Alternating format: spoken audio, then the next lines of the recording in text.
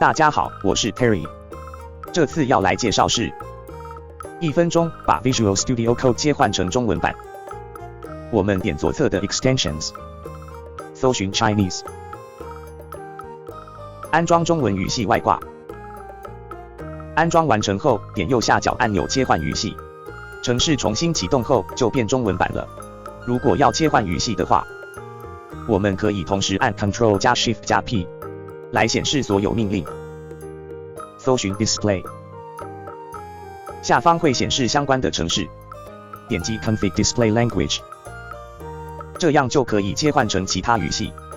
选择新语系后，程式重新启动，重新启动后就切换成新语系。这支影片就介绍到这里，请帮忙点击订阅及分享影片。我是 Terry， 我们下支影片见。